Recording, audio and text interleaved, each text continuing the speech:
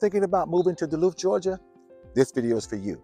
I've already covered the community tour and the pros and cons of living here, but today I want to give you something a little different. 5 things I think every buyer should know before they make a decision to move to Duluth. Well, some of these are practical, some will surprise you, and one of them, number 3, is something that could cost you real money if you don't know about it before you start searching. I'm Rick DeShields, Realtor with Peace of Mind Real Estate Agency, brokered by Legacy South Real Estate Group, right here in Metro Atlanta. My job is to make sure you have the full picture before you commit to anything.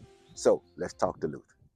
This is the first thing I tell every buyer who's relocating to Duluth. Where you live within this city matters as much as the city itself. Duluth is largely car dependent, and traffic on I-85 is a real daily factor. The southbound morning commute toward Atlanta has been documented at nearly 11 miles of backup on weekdays. That's not a minor inconvenience. That's something that shapes your entire daily routine. So, before you fall in love with a specific neighborhood or a specific home, map out your commute first.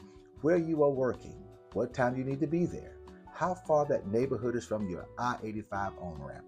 Those questions should drive your search, not the other way around. If you work remotely, this changes everything and Duluth becomes even more attractive. But if you're commuting into Atlanta or toward Alpharetta daily, commute planning is step number 1. Most people relocating to Metro Atlanta don't have Duluth at the top of their list. And one of the first things that surprises them after they move here is the food. Duluth has one of the most diverse dining scenes of any suburb in the entire Atlanta metro.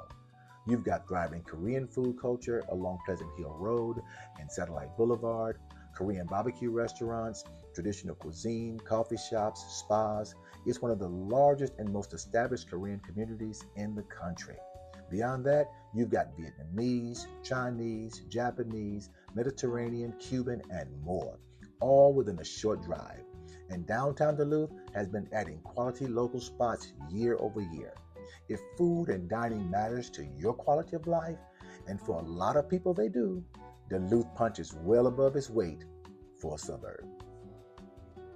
This is the one that I promised you, and it's important. Duluth sits along the Chattahoochee River on its northern edge, and some properties in this area fall within a floodplain. If a home you're looking at is in a designated flood hazard area, your mortgage lender may require you to carry flood insurance, which is an additional monthly cost that needs to factor into your budget from day one.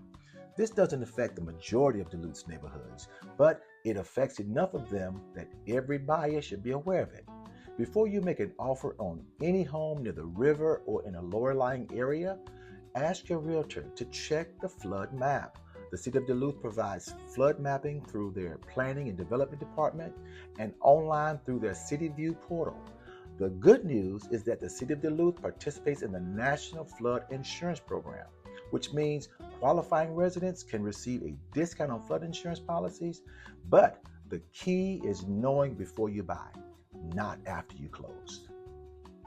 Here's something I want every relocating buyer to understand about Duluth specifically. This is not a city where one neighborhood feels like every other neighborhood.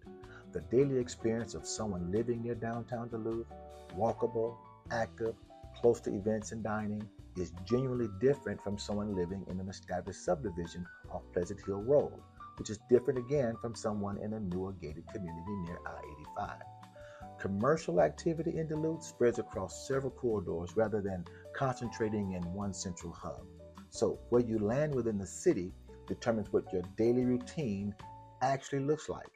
How far you drive for groceries, whether you can walk to a restaurant, whether you feel like you're in a neighborhood or just a subdivision. When we sit down to talk about your search, this is one of the first conversations I want to have, because getting the right part of Duluth matters as much as getting the right home. Duluth has built this reputation on being one of the more accessible and stable markets in North Metro Atlanta, and that reputation is still accurate. But the market here has been moving. Homes that were selling in the mid-200s several years ago are now trading in the mid-400s. New construction is still coming in at the upper 500s and above, and the city continues to attract buyers from outside of Georgia who are discovering it during their relocation search. What that means practically is that the window for value, the moment where you can get into an established, well-located community before prices move further, is still open, but it's not standing still. Duluth's growth has been steady and measured, not explosive. That's actually a good sign for long-term stability. If Duluth is on your radar, the time to get informed and get moving is now, not after prices climb another tier.